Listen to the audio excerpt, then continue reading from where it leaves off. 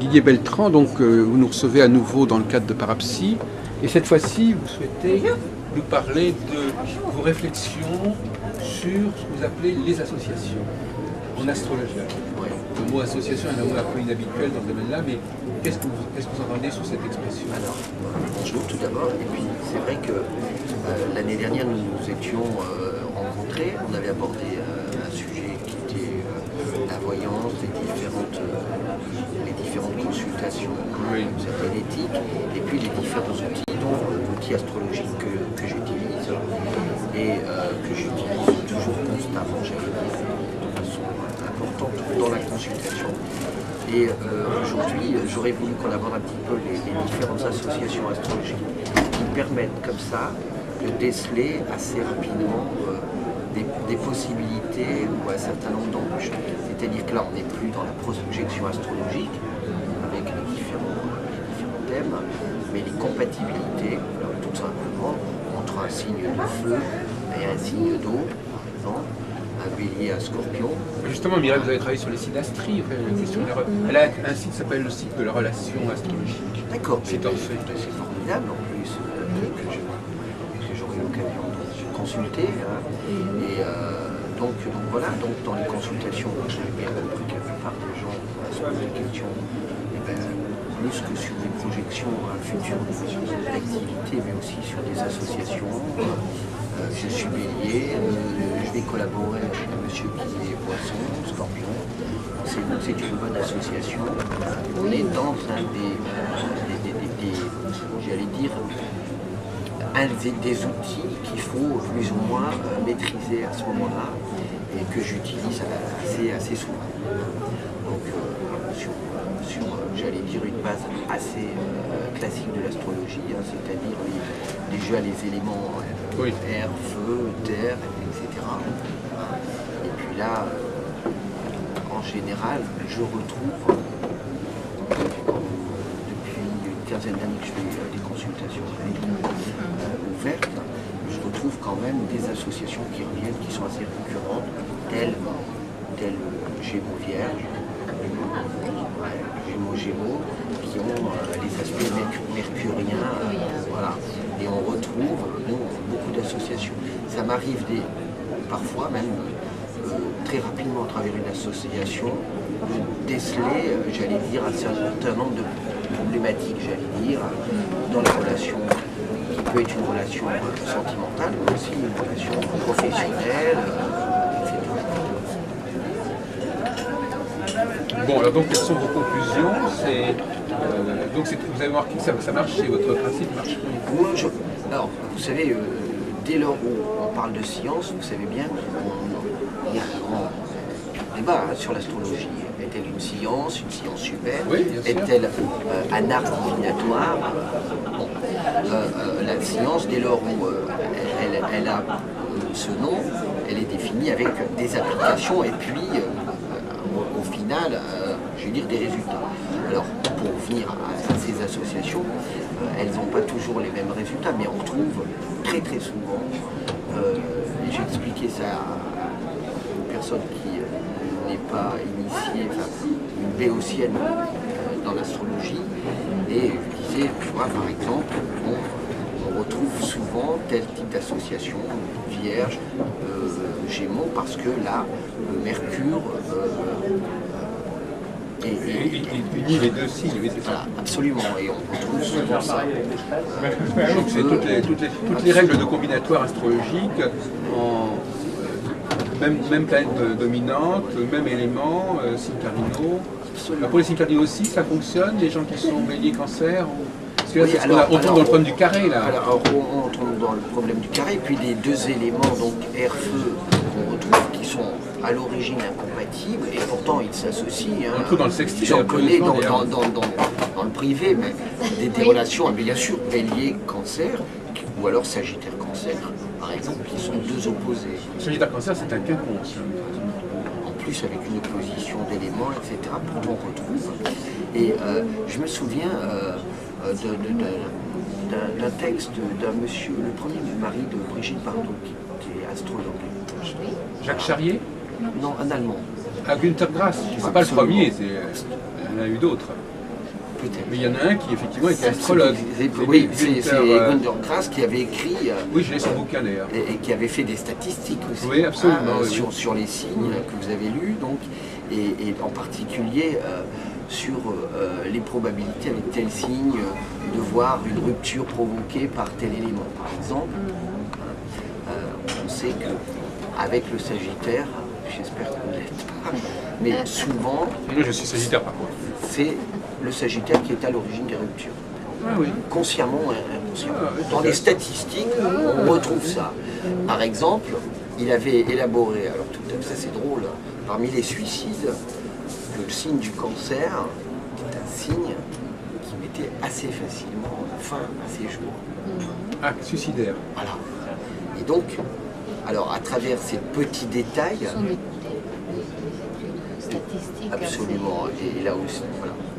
Elles n'ont pas valeur, vous avez de résultats complètement fiables, etc. En même temps, voilà, Mais enfin, bon. voilà, on est dans la quête de retrouver, j'allais dire, des lois de l'astrologie.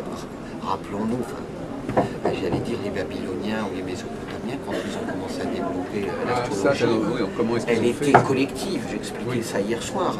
Hier soir Au cours d'un repas avec des collègues, et j'expliquais qu'en fait, à l'origine, l'astrologie n'était pas individuelle. C'est les Grecs qui l'ont individualisée.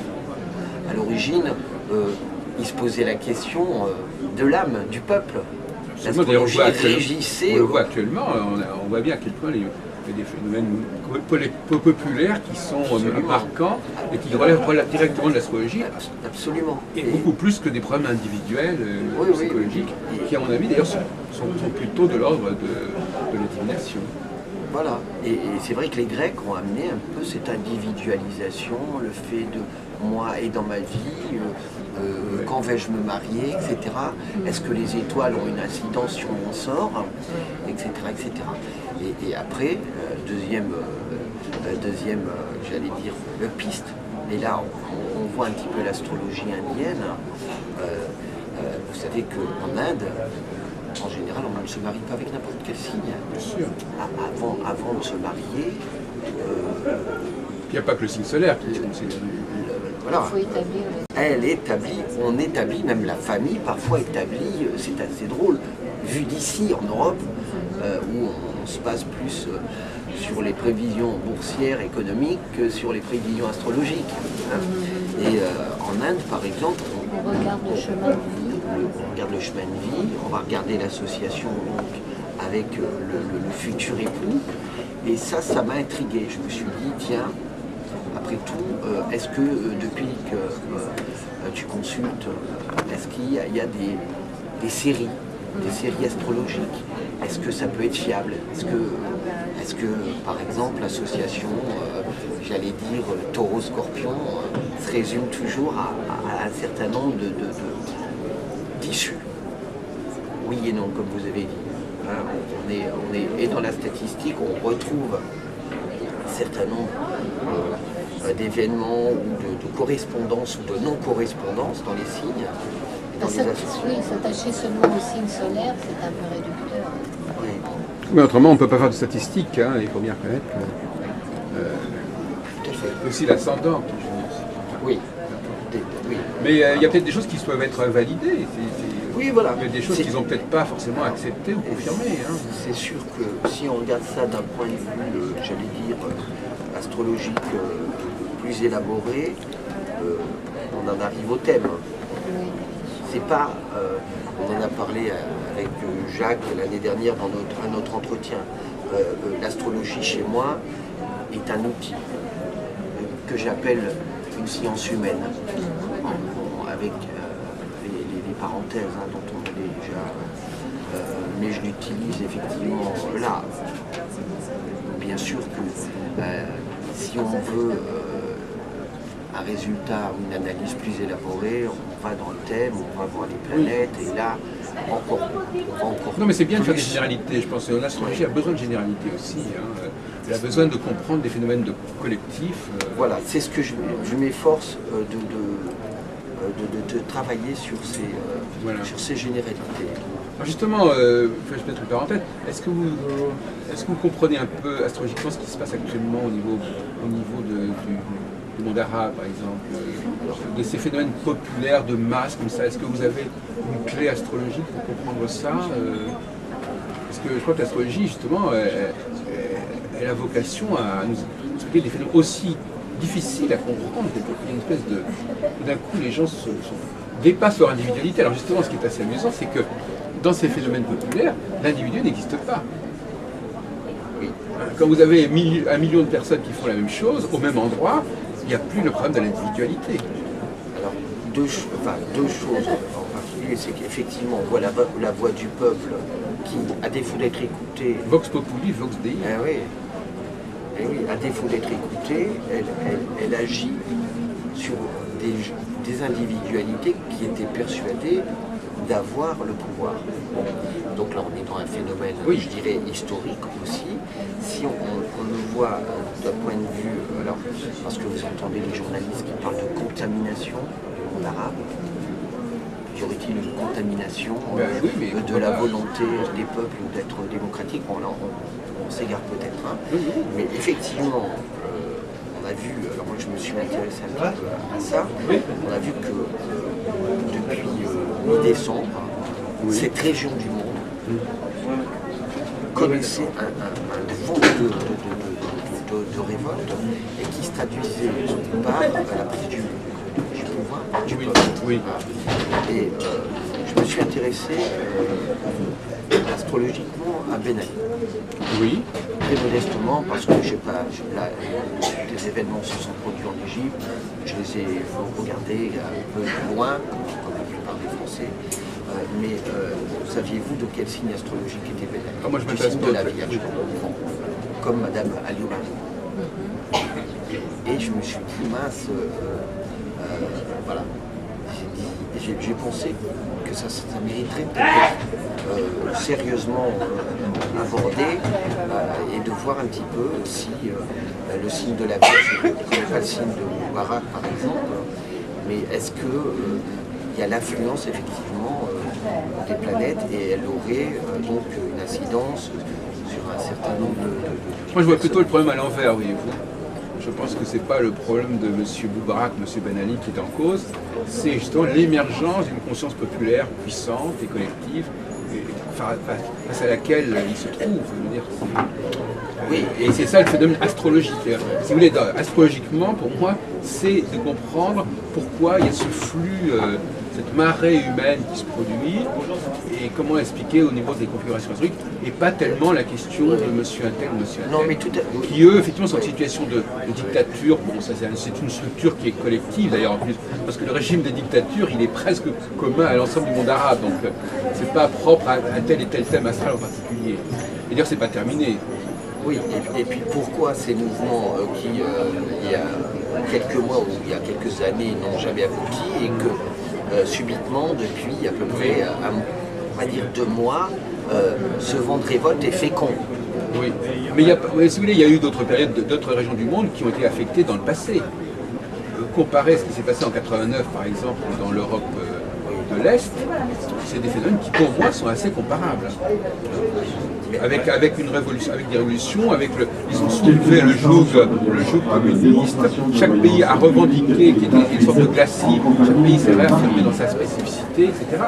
Là, ce qui apparaît aussi, c'est que le monde arabe, effectivement, mais chaque pays a sa propre dynamique. La Tunisie, c'est la Tunisie, l'Égypte, c'est l'Égypte. Chacun règle ses problèmes. Chaque peuple règle ses problèmes avec son pouvoir. Alors donc voilà, ce qui serait intéressant d'observer, j'allais dire, c'est effectivement d'un point de vue astrologique les différents thèmes de ces pays. Ah non, je ne pense pas. Parce que là, justement, on voit que des pays extrêmement différents, avec probablement des thèmes très différents, subissent plus ou moins le même sort, si vous voulez, au même moment. Donc, ça n'est ni le cas de Ben Ali particulier par rapport à celui de Moubarak, ni le cas de l'Égypte. Non, c'est un phénomène qui dépasse les individualités. L'astrologie, à mon avis. Pardonnez-moi, Jacques. Hein. Oui, non, mais on n'est pas forcément d'accord d'ailleurs. Pardonnez-moi, là, bon, en plus, sans doute. Mais ce qui se produit, j'ai bien compris ce que vous dites, c'est que ce vent un peu astrologique avec touche cette partie du monde, certes, mais nous allons voir qu'il y a des particularités. C'est en ça que je m'intéresse un petit peu à l'astrologie individuelle, et je revenais pas uniquement aux individus, mais aux États en l'occurrence. Là, avec la Tunisie, on verra que ça ne donnera pas les mêmes résultats dans les mois et les 2-3 années qui viennent en Tunisie. Oui, et ça c'est des considérations géopolitiques historiques qui ne sont pas forcément de l'ordre de l'astrologie. Et de tempérament, peut-être. Voilà, il n'y a pas que l'astrologie dans tout ça. Il y a le phénomène astrologique qui est la grande vague, et après, effectivement, il y a des particularités qui relèvent, comme je disais, d'une forme d'astrologie peut-être plus... Alors, vous savez qu'il y a 2 astrologies quand même. Alors, il y a une astrologie mondiale, et puis effectivement, on peut effectivement introduire après des particularités au niveau de l'astrologie individuelle. Oui. C'est notre problème, ça, c'est comment c'est vécu, comment un processus est vécu dans un pays donné. Mais le processus, lui, il est unique. Enfin, c'est unique. Et après, il y a des considérations qui font que l'histoire de la Tunisie n'est pas l'histoire de l'Égypte, etc. Et que les enjeux politiques ne sont pas du tout les mêmes. Le problème de l'Égypte est beaucoup plus important au niveau, par exemple, israélien que l'histoire de la Tunisie. Et puis l'Amérique est beaucoup plus présente aux États-Unis qu'en Tunisie. Enfin, il y a des tas de facteurs comme ça. Là, on est dans les facteurs géopolitiques. Voilà, donc c'est pour ça que considérations. Voilà, donc c'est pas de l'astrologie. C'est pas de l'astrologie. Non, tout à fait. Non, ce qui m'intéresse, c'est l'individualité de certaines personnes, etc. Et peut-être d'y retrouver des généralités dont on parle. Oui, écoutez, moi personnellement, je ne sais pas ce qu'en pense Mireille Petit, mais c'est vrai que quand on est un adepte du thème astral, on veut tout faire passer par le thème astral, effectivement. Si elle a une formation comme ça et on a du mal à s'en débarrasser. Il y a d'autres facteurs qui interviennent dans la vie d'un individu, c'est-à-dire son passé historique, son éducation, sa famille, le lieu où il est né, et donc il y a un truc à tenir compte. Oui, Voilà. bien sûr. Parce que justement, quand on reprend la question arabe, enfin des événements qui surgissent en ce moment, il y a des personnes qui sont touchées, disons, d'une manière... il y a un destin commun, si on peut dire. Et par ailleurs, vous voyez que parmi ces personnes, il y a également des personnes qui ne vont pas du tout subir certaines conséquences.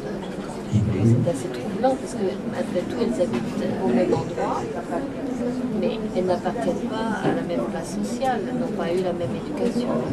Et quelque part, Parfois même. elles échappent quand même à un certain destin. Au niveau, disons, bon, de la qualité de la vie. Ça aussi, c'est relatif. Il faut bien... Oui, bien sûr, vous avez... Mais comprendre qu'est-ce que la qualité de la vie. Et particulièrement en Tunisie, vous avez raison, certaines castes ne souhaitaient pas, je veux dire, comme disent les jeunes, surfer sur ce vent de révolte. Pas uniquement par différenciation culturelle, parce qu'effectivement, la culture, je dirais, de la Tunisie n'est pas celle de l'Égypte. En ça, des identités de nations sont très différentes et il faut bien les distinguer. Mais au sein même de cette population tunisienne, francophile, on voit que ce vent de révolte et ce vent, je vais dire, qui s'est emparé, ne souffle pas de la même façon, etc. Et donc, toutes ces particularités. Ce qui me vient immédiatement à l'esprit, c'est que on est dans l'histoire au jour le jour avec les médias. Et l'astrologie peut être fort intéressante à ce moment-là. Et ça nous renvoie, l'astrologie n'est pas qu'une histoire, je dirais, passée, de constellations, de débats. Vous savez bien, quand on parle de 13e signe, que ce sont des vieux débats, moyenâgeux, j'allais dire. En tout cas, l'astrologie, là, dans ce mini-débat que vous avez eu la gentillesse d'organiser, l'astrologie, elle est moderne.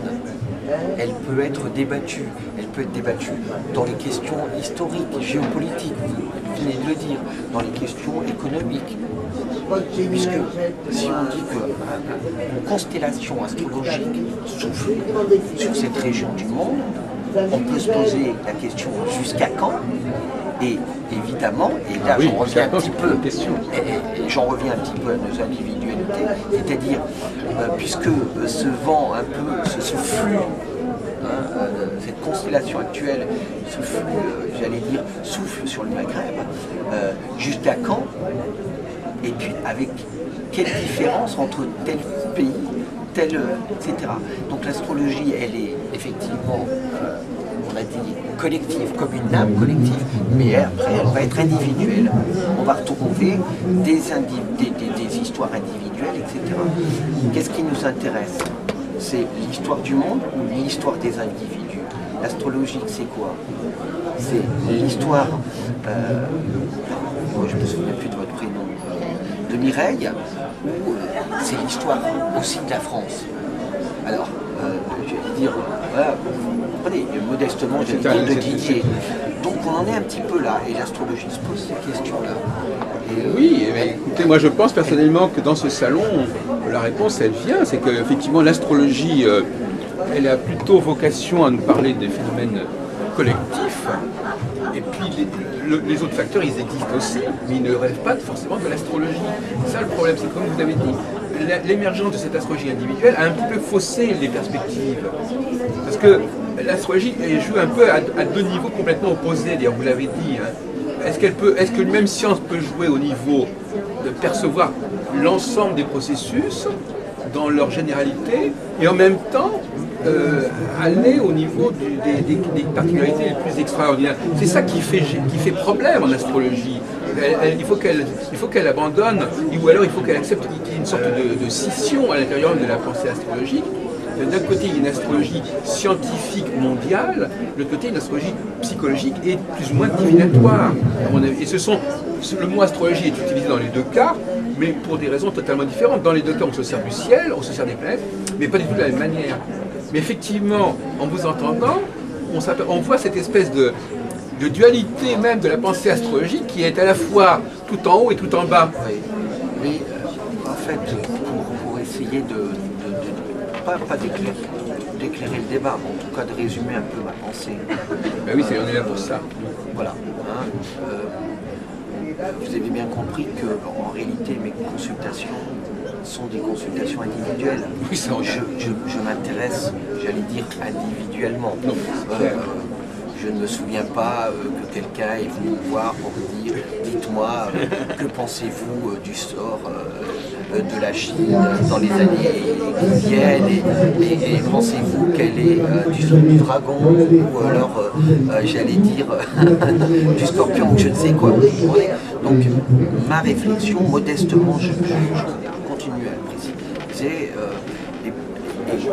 à ce titre, une analyse des individus que j'aurais tendance peut-être, à vos yeux, à généraliser de façon collective, parce que effectivement, je me dis, tiens, et si Mireille astrologiquement avait un double, si elle en avait d'autres, et si ces doubles avaient des incidences, et plus uniquement sur notre sort individuel, mais sur notre sort commun. Par exemple, si la première semaine du mois de février, je recevais, j'allais dire, un petit peu plus de béliers avec des problèmes identiques immédiatement, les conversations individuelles, je me dis tiens, et l'astrologie et cette constellation a-t-elle une relation sur les différentes personnalités que j'ai reçues? Ce qui est intéressant dans votre discours, M. Beltran, c'est que, en fin de compte, vous avez posé d'entrée de jeu le problème des signes solaires, qui implique effectivement de réfléchir sur le global, c'est-à-dire qu'il y a tous les béliers, tous les taureaux, tous les gémeaux, et ce serait intéressant de voir si tous ces gens d'un même signe, etc. Et je crois qu'à ce niveau-là, il ne s'est pas la peine de rentrer dans les particularités, on n'est pas constamment mélanger tout. c'est intéressant que vous fassiez des statistiques sur les gens de tel et tel signe. Si maintenant vous introduisez le fait que les gens du bélier, il y en a qui ont ceci en plus, ça c'est dans un deuxième temps. Il ne faut pas mettre la charrue avant les bœufs, il faut déjà défricher au niveau du global avant de rentrer dans le détail. Et souvent certaines personnes sont tellement marquées par le détail qu'elles veulent tout de suite qu'on passe au détail. Et elles passent par-dessus le problème du global. Parlons du global aussi. Effectivement, si on pouvait prouver que les gens de tel ou tel signe il faut bien, je reviens un peu à cette idée obsessionnelle. Quand vous avez 1 million de personnes qui font la même chose au même endroit en même temps, on n'est plus dans le thème astral individuel, on est bien d'accord là-dessus. Quand vous avez 1 million de personnes qui se retrouvent dans la place centrale du Caire à la même heure, on n'est plus. L'astrologie individuelle, elle éclate à ce moment-là. Oui, mais elle est disjonctée. Je me permets de revenir à ce que disait Mireille. Il y a des particularités. Mais ces particularités ne nous intéressent pas au niveau de la recherche scientifique, elles ne nous intéressent pas. Elles nous intéressent à un deuxième niveau. C'est comme si vous disiez, il faut pas, enfin, bon, on ne va pas discuter là-dessus, mais là il y a un problème de tempérament et d'approche psychologique qui ne va pas. On ne va pas tout de suite parler des particularités avant d'avoir défini le global. Bon, alors chacun essaie de tirer la couverture à lui. Celui qui est spécialisé dans les particularités veut tout de suite qu'on parle des particularités. Parlons du global aussi. Et vous ce qui est intéressant, c'est que vous, qui êtes un homme d'ailleurs, entre parenthèses, et c'est aussi intéressant parce que les hommes n'ont pas souvent la même approche de l'astrologie. Vous êtes quand même intéressé psychologiquement. Attendez, essayons de voir s'il n'y a pas des voies générales. Bon, avant d'entrer dans les particularités. Mais vous, comme par ailleurs vous avez une formation au niveau de l'astrologie individuelle, vous avez tendance à vouloir aller trop rapidement au niveau de particularité. Excusez-moi si je interviens. Je crois qu'il faut distinguer également ce qui est, disons, de l'approche caractérologique de l'astrologie, par exemple, et de l'approche événementielle. Parce qu'au niveau événementiel, on peut parler d'un destin commun, effectivement, et dans ce cas, c'est assez troublant de voir que les personnes qui ont des thèmes différents ont un même destin. Mais au niveau du caractère, là, on peut dire que peut très bien s'attacher à une description. Regarde ces gens qui viennent à la place, ces gens quelque part qui se rebellent, qui montrent. D'ailleurs, le caractère, c'est pas quelque chose de figé. Actuellement, il y a aussi, au niveau même psychologique, les foules ont aussi une psychologie. Et les individus qui sont membres de cette foule, ils ont aussi la même psychologie. Ils ne sont pas différenciés. Avec des particularités caractérielles. Oui, mais qui ne se manifestent pas. Je suis assez proche. Mais dont la manifestation politique est secondaire dans les cas actuels des choses. On s'en fout complètement de savoir sur 1 million de personnes qui manifestent, s'il y en a un qui est un peu plus ceci ou un peu plus cela. Ça ne joue pas. Le phénomène ce que je trouve assez inquiétant, M. Beltran, c'est que nous sommes en face là d'un phénomène très fortement marquant au niveau astrologique actuellement, et qu'il ne faut pas le noyer. On a quelque chose de remarquable. Les gens se disent, pourquoi maintenant il se passe ceci? Pourquoi il y a ça? Bon, alors, il ne faut pas qu'on minimise l'importance de ce phénomène en retombant dans la problématique individuelle. C'est curieux, il y a une espèce de... L'un n'empêche pas l'autre. Actuellement, ce n'est pas le problème de l'individualité qui apparaît. Donc il y a une résistance là. Mais rien n'empêche... Pardon, mais rien n'empêche l'autre. On ne peut pas, pardonnez-moi, d'assister. Alors en plus, il faut me donner le témoin. Mais bien sûr, comment peut-on ne pas oublier quand même qu'on a un individu qui est agitateur, par exemple, qui s'appelle M. Moubarak, qui n'était pas décidé du tout à partir et qui ne serait peut-être pas parti dans d'autres circonstances. Donc on parle effectivement de cet influx astrologique qui nous intéresse, vous et moi, mais comment se fait-il qu'à un moment donné, son caractère a été du coup emporté? Voilà, je vais vous répondre pour cela, parce que nous sommes entrés dans... Il y a deux phases en astrologie. Il y a une phase qui favorise...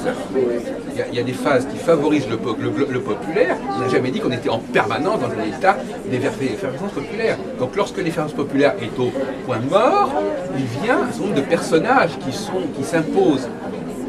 Dans le changement de phase, ce régime articulé autour d'individus puissants et dictatoriaux, il est remis en question par l'autre système. C'est-à-dire qu'il y a une alternance de vagues qui favorisent le populaire et la foule, et de vagues qui favorisent plutôt quand la foule n'a plus cette énergie. Et eux-mêmes, ils se sont dit, on a été inerte, etc. Donc il y a des périodes où effectivement l'inertie du peuple va générer justement la présence d'individualité forte. Mais actuellement, on n'est plus dans le domaine de l'individualité forte. C'est le peuple lui-même qui devient un personnage, au sens fort du terme. C'est l'union fait la force. Donc la notion d'individu disparaît en quelque sorte dans ces certaines phases. C'est ce qu'on pourrait appeler les phases yin et yang, si vous voulez. Il y a une dualité, il y a des périodes qui sont plutôt au niveau de la foule, il y a une espèce d'énergie populaire qui devient le personnage central de l'histoire, et puis il y a d'autres moments où effectivement, quand cette énergie déprime, on voit à nouveau émerger des personnages puissants. Et là, on est dans un changement de phase. Très bien. Alors restons-en là et imaginons un instant donc que ce flux, cette énergie qui anime actuellement cette zone de la planète. Je ne crois pas qu'elle va être réduite à cette zone. Eh ben, je ne pense pas du tout. Pardon, vous m'interrompez, pardon. Mais que ce flux, donc dans les mois qui viennent, et dans les 2 ans, va emporter d'autres zones géographiques. Absolument. Donc on est dans un début de flux qui risque de s'étendre. Mais absolument. Donc ça c'est une première chose. Avec, j'insiste, avec des particularités. Mais des particularités qui ne sont pas de l'ordre de l'astrologie. Qui sont des particularités d'autres ordres. Il faudrait que l'astrologie soit capable de se... Comment ? Vous voulez dire culturel, donc ça ne pourrait pas s'étendre à la France, vous voulez dire, ou à des pays européens? Mais si. Sauf que... Oui. D'accord. Sauf que en France, il y a des sociétés qui sont beaucoup plus bloquées que d'autres. Donc quand il y a des sociétés qui sont... Par exemple, ce qui s'est passé aujourd'hui, ce qui s'est passé en Tchécoslovaquie en 68 ne va pas se repasser aujourd'hui parce que le système politique s'est adapté à la demande populaire. Quand il y a une réconciliation, quand le peuple n'est pas frustré de son pouvoir, il n'a pas de raison de se rebeller comme il le fait. Donc c'est la structure géopolitique et politique des différents pays qui les rend plus ou moins vulnérables au processus actuel. C'est pour ça que c'est là où il y a des verrous, le peuple est verrouillé, que ça éclate. Là où le peuple n'est pas verrouillé, ça n'éclate pas. Ou ça a éclaté dans le passé. L'effervescence qui a eu lieu en 89, en Tchécoslovaquie, en Pologne, etc., elle n'a pas de raison d'éclater maintenant, puisque ça s'est déjà produit. Nous en reparlons. Voilà. Nous en parlons si vous voulez. Mais c'est pas d'ailleurs uniquement au niveau des peuples, ça peut être au niveau des sociétés, au niveau des entreprises, tous les niveaux que ça peut se produire. Donc on y revient à des particularités. Des particularités historico-politiques, mais qui ne sont pas de l'ordre de l'astrologie. Ou qui sont de l'ordre d'une autre astrologie, qu'il ne faut pas mélanger avec l'autre, qui est l'astrologie individuelle, qui ne fait sens, qui n'est qu'un complément à l'astrologie mondiale. Est-ce que vous pensez, Jacques, que j'individualise trop l'astrologie? Non. Ou est-ce que c'est peut-être une de mes... Non, mais vous avez une technique que vous avez. Donc vous dites, non, je crois que actuellement, la question on va terminer sur ce point. La question, c'est comment parler intelligemment de l'astrologie aujourd'hui, en rendant à chaque chose sa valeur. Il y a une astrologie individuelle, elle existe. On ne peut pas contester qu'elle existe. Elle a une valeur qui n'est pas, à mon avis, d'ordre scientifique. Elle s'apparente, cette astrologie individuelle, à d'autres formes de pratiques psychologiques, divinatoires, extrêmement variées. Il se trouve effectivement que l'astrologie mondiale a accouché à une certaine époque d'une astrologie individuelle. C'est un épiphénomène, c'est-à-dire que elle aurait pu ne pas le faire. Elle aurait mieux fait probablement de ne pas le faire. Si elle était restée au niveau des généralités globales, probablement son statut actuel au niveau scientifique serait beaucoup plus solide. Bon, mais il y a un amalgame entre l'astrologie scientifique et globale et mondiale et l'astrologie individuelle qui fait que l'image de l'astrologie est brouillée en quelque sorte. C'est cette bon, je crois qu'il faudrait parler calmement de ces choses-là en disant voilà, il y a une astrologie mondiale qui est fondamentale, qui nous permet, qui est vraiment la clé pour comprendre le monde. Et puis, il y a une autre astrologie qui s'est constituée, comme vous avez dit très bien historiquement, et qui a une autre vocation. Mais et qui n'a de vocation que dans le cadre de cette astrologie mondiale. Or, le problème, c'est que l'astrologie mondiale actuelle est en crise. On ne sait pas, on pourra en discuter au moment. Quels sont les outils pour comprendre les événements actuels? C'est ça. Alors, donc, c'est même pas au niveau individuel que le problème se pose. C'est de savoir quelles sont les configurations mondiales qui sont importantes, qui jouent. Donc, il faut déjà faire le ménage au niveau de l'astrologie mondiale. Et elle n'a pas besoin de l'astrologie individuelle pour se définir. Parce que qu'est-ce qui complète l'astrologie mondiale? C'est pas l'astrologie individuelle. qui est comme l'astrologie mondiale, c'est tout le reste. C'est toutes les autres sciences. C'est la psychologie, c'est la sociologie, c'est l'histoire, c'est la culture, etc. C'est pas le couple, il n'y a pas un couple infernal, astrologie mondiale, astrologie individuelle. L'astrologie individuelle n'est qu'un élément possible parmi d'autres pour compléter l'astrologie mondiale. Il n'y a pas un couple. Moi, par exemple, si je fais l'astrologie mondiale, je ne vais pas forcément utiliser l'astrologie annuelle pour comprendre certaines particularités d'un pays donné. Je vais étudier son histoire. Pour moi, l'astrologie annuelle, c'est quelque chose qui est tout à fait aléatoire, on peut s'en passer. On peut très bien. Et bon, si, et effectivement, on a actuellement un rendez-vous. Les astrologues aujourd'hui en 2011 sont interpellés par ce qui se passe dans le monde. Ce phénomène collectif qui dépasse totalement l'individualité, il n'y a même plus de temps individuel. Quand les gens, dans un même espace, dans un même lieu, ont la même attitude, la même démarche, on n'est plus dans l'accord. Donc là, on est en pleine crise de l'astrologie individuelle. Donc, le discours de l'individualité, il est actuellement complètement en crise. Et l'astrologie, l'astrologie individuelle est donc en crise. C'est comme quand il y a un énorme accident, les tsunamis, les accidents d'avion, etc., les grandes guerres, tout ça, ça remet en question l'astrologie individuelle. Même si on veut pinailler en disant, mais celui-là, il est arrivé à un truc différent. Non, non. On a l'impression que les astrologues ont peur. C'est dramatique. Ce qui pourrait justement venir renforcer l'astrologie, c'est-à-dire le collectif, eh bien, les astrologues ne l'assument pas totalement et tout de suite se disent « Ah oui, mais il y a des cas particuliers, il y a des cas singuliers. » Mais laissons tomber les cas singuliers, ce n'est pas notre problème. Notre problème, comme vous l'avez dit, c'est de faire apparaître des statistiques, c'est de faire apparaître des généralités, de faire apparaître des phénomènes collectifs. Non seulement le collectif dont on vient de parler, on étudie ça, mais même le collectif des signes zodiacaux, comme vous disiez très bien au départ. Vous avez raison de dire ça. Mais il ne faut pas que vous vous brimiez en disant « Je parle du bélier, du taureau, mais attention, il faut que je regarde le thème astral. » Montrer déjà qu'il y a déjà des grandes forces, des lignes de force importantes sur des concepts très, très simples et ne vous laissez pas entraîner par les sirènes du « Ah oui, mais regarde bien si c'est pas particulier, etc. » On ne peut pas être à la fois au four et au moulin, si vous voulez. Cette envie de rendre trop technique l'astrologie qui finalement, j'allais dire, est populaire, l'astrologie populaire depuis toujours. Dans tous les sens du terme, elle est à la fois populaire pour le peuple, mais à la fois elle parle du peuple. Et actuellement, le peuple parle, et normalement, les astrologues devraient être ravis de voir le peuple parler. En même temps, en réalité, ça leur crée un malaise. Parce que ceux qui sont des spécialistes d'astrologie individuelle, ils sont dépassés, ça ne les intéresse pas, ce phénomène. Ils ne comprennent pas. Ils veulent tout de suite dire qu'est-ce qu'on va faire avec tous ces gens-là qui viennent au même moment faire quelque chose. Qu'est-ce qu'on va faire, ils se sentent mis en question. Et c'est un peu, donc c'est intéressant, c'est qu'on est confronté à un phénomène majeur là actuellement. Il y en a eu d'autres. Il y en a eu en 89, il y en a eu en 68, il y en a eu en 60. Par exemple en 60, c'était la dislocation de l'Empire colonial français, etc. En 68, c'était le printemps de Prague. Ouais. Alors évidemment, à certaines époques, mais enfin, croire aussi que c'est réservé à il y a des astrologues qui s'échinent à montrer que ce qui se passe doit se passer spécialement dans cette région, etc. À mon avis, ça n'est pas astrologique.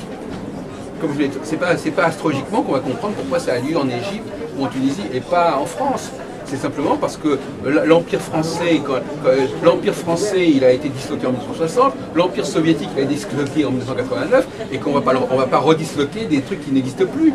Par contre, l'Empire arabe continue à exister, donc c'est maintenant le tour de l'Empire arabe. J'appelle ça une pandémie, moi. C'est-à-dire que c'est une épidémie qui touche les peuples, les pays, les États qui sont les plus fragiles au moment où c'est les plus fragiles, c'est-à-dire ceux dont la tension la plus forte, l'oppression du peuple est la plus forte. Actuellement, l'oppression du peuple est la plus forte dans les pays arabes, donc c'est là que ça se passe. Mais quand ça aura été fait, la prochaine fois, c'est pas eux qui vont trinquer, parce que ça aura été fait. Oui. Le phénomène ne touchera à tour de rôle, ça touchera peut-être dans 7 ans, ça touchera peut-être la Chine, ça touchera peut-être Cuba, etc. Comme la maladie touche les plus faibles. Voilà, donc actuellement c'est les pays arabes qui vont être la victime, si on peut dire, de ce phénomène, parce qu'ils ont trop comprimé la voix populaire. Voilà.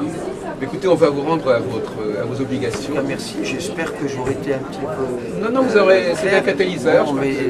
Reprécisez votre pensée. Je travaille sur une synthèse de ma vue astrologique. Moi, je pense qu'il ne faut pas du tout vous décourager dans cette direction. N'essayez pas forcément systématiquement d'étudier des cas particuliers. Il faudrait dépasser les cas particuliers en montrant que par-delà les particularités des uns et des autres, il y a des constants. Merci. Et les hommes sont plus, à mon avis, enfin c'est ma petite... les hommes ont plus vocation viscérale à renforcer le pôle de la constance. Si vous voulez, le pôle masculin, c'est le pôle de l'astrologie mondiale, et le pôle féminin, c'est le pôle de l'astrologie individuelle. Si vous voulez. C'est drôle, c'est une théorie que nous débattrons. En fait, c'est toujours un plaisir de discuter avec vous, M. Beltran. Très bien, moi aussi, merci. Voilà.